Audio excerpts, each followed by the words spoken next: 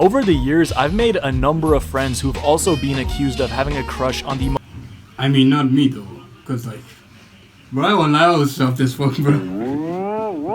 Unavoidable School Experiences by Rowdy. Alright, let's walk in, gang. Bro, there is nothing more annoying than being accused of having a crush on the chopped cheese at school. This literally happened to me in 7th grade. I was taking an exam in math class, and right underneath the clock on the wall, the most chopped, wildebeest looking creature was sitting. Let's call her Roz. To pace myself during the exam, I would look at the clock every couple minutes to make sure. I mean, me personally, there was this one time in 3rd grade when like, a certain rumor was going around class about me liking this one girl, but I can say for a fact she wasn't chopped. She was fine shit, to be honest, bruh.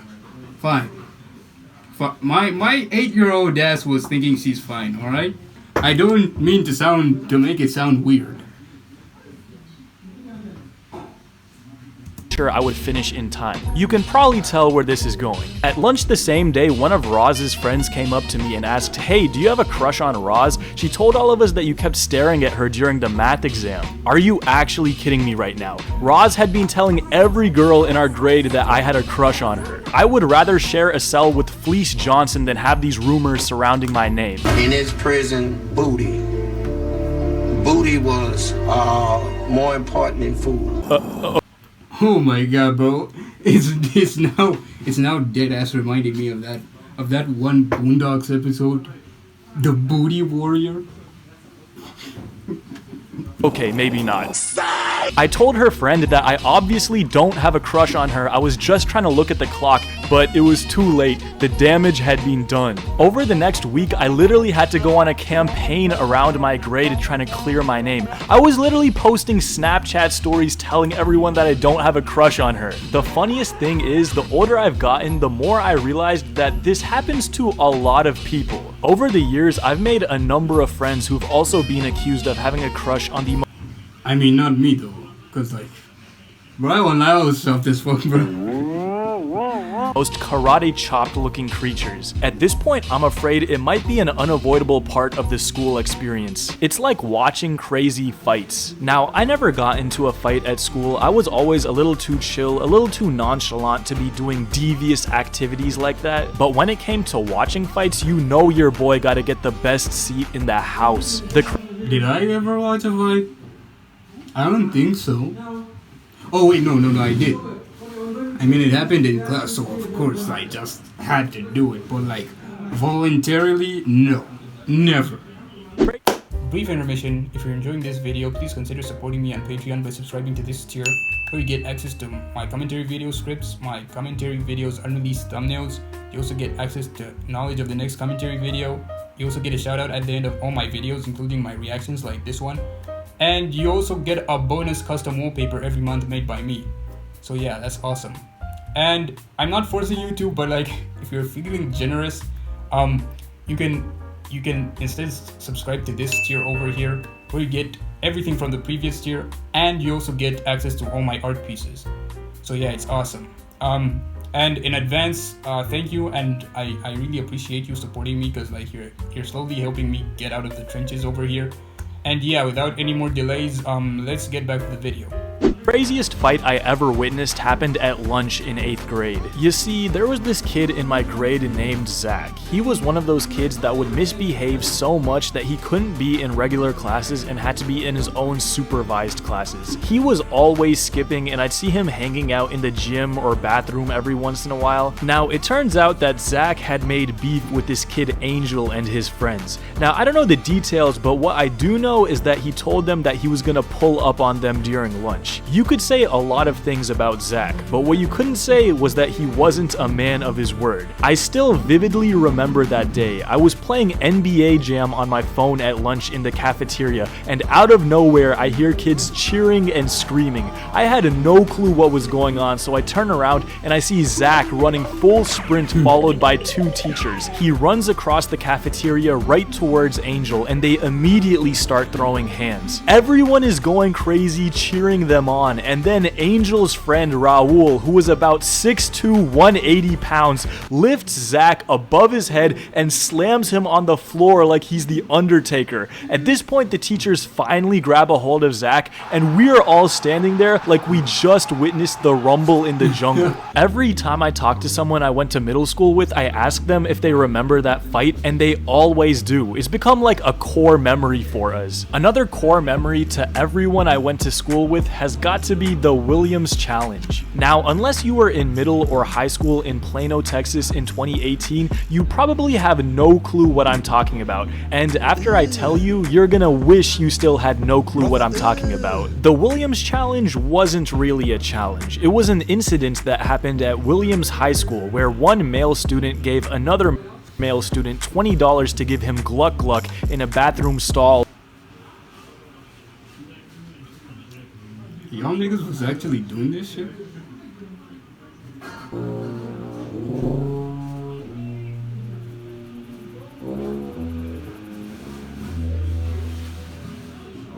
While a third guy recorded. Now, somehow this video got leaked and went quadruple platinum on Snapchat. I actually never got the video because I wasn't trying to get mixed up in all that, so I actually never saw the video, but the incident became legendary in my school district. The term Williams Challenge became commonplace in our vocabulary, and someone even made an Urban Dictionary post about it. Wow.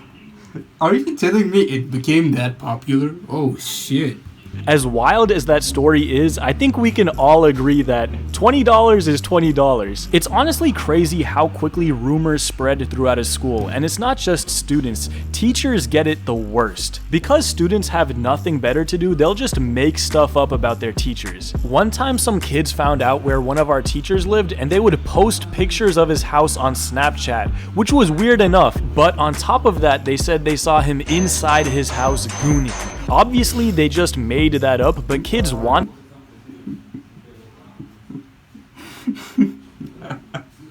to believe stuff like that, so that just became his reputation after that. Being a teacher in the big 2025 is honestly terrifying. I mean, you just gotta know that your kids are gonna do full background checks on you and find out every little detail about your life. Boundaries do. Okay, no, I mean, I feel like that's just there in the US, in the West. Yeah, not here, bruh. I mean, here, yeah, nah. Now, we do not give a fuck. We never give a single flying fuck about our teachers. Not a single flying fuck.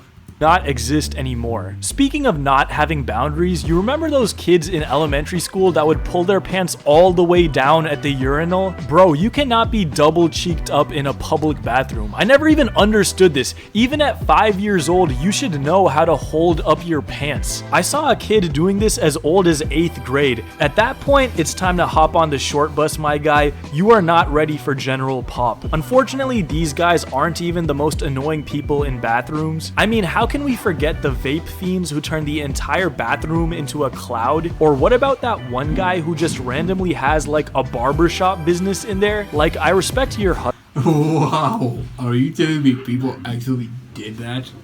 Oh, okay, no, that's crazy. hustle, get your bag, but who wants to get their hair cut while mans is taking a dookie 5 feet away? Honestly, to me, the most annoying guys in bathrooms are the ones that are just standing there doing nothing. They're probably skipping class, which is whatever, but why do you gotta camp out Why the fuck is there? Why the fuck did you carry a TV into the bathroom? Am I missing something here? in here? Do you know how uncomfortable it is to try to pee while bro is literally standing over my shoulder? Like, don't you have a test to take or something? Speaking of tests, Yo, it reminds me of like the way the bathrooms are on my university campus. Like since they're rooms on campus, hostels, whatever the fuck you want to call them. I don't give a fuck. I'm gonna call them rooms. But yeah, they're there and like they have toilets, a bathroom, just a giant ass bathroom, okay, for like the students that live on campus within those hostels. Now like there was this one time I went to take a piss, but like since like there's a shower in their bathrooms. There's a shower, and then like 2 people were taking a shower nude, and then there were 3 other guys standing by the sinks watching. I don't know if they were waiting to go in next. I don't know, but like that was weird. Like, dude, how are you watching your man's taking a shower nude? Don't be a weirdo. Whoever invented these things needs to be publicly executed. I mean, these things are completely pointless, especially for subjects like social studies. You literally just memorize the entire unit the night before the test and forget everything as soon as you turn it in. I mean, I feel like just school entirely is useless. Okay, not useless entirely, but like useless to some extent, because as I'm speaking right now, I cannot mention a single thing I learned in school. In fact, I can't tell you a single thing I learned in my university class last week. I can't. Leads to those days where you wait until the morning of your test to open your textbook and realize there's no chance you're gonna learn the material in time, so you just give up on studying and just rely on your test-taking strategies and deduction skills to get you through it. Now, most of the time this completely fails, but the few times you do well on a test after going in raw makes you feel like you have the IQ to understand Rick and Morty. But the opposite is also true, and whenever What? I mean, I don't think you need a fucking high IQ to understand Rick and Morty. I mean, I understand it well, to a certain degree, but like, come on, bro. Nigga, you're just glazing yourself at that point. you study for a test and then fail makes you I got a high IQ. I understand Rick and Morty. Come on. really consider Back it up. if you should become a professional risk taker instead of going to college. 34? Okay, what do you do? Yo, no, I know this clip. I'm a runner. Bro, just don't earn a job. If you're unemployed, just say you're unemployed, gang. Not this bullshit. I am a risk taker.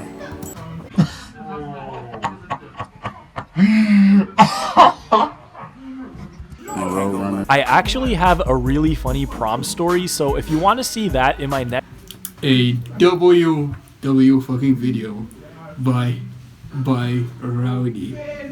W video game. Anyway, yeah, that's it. Those are unavoidable school experiences. But yeah, check out my Twitter, Instagram, TikTok. Follow me on Patreon. Check out my commentary channel. And I'll see you guys in the next one. Peace.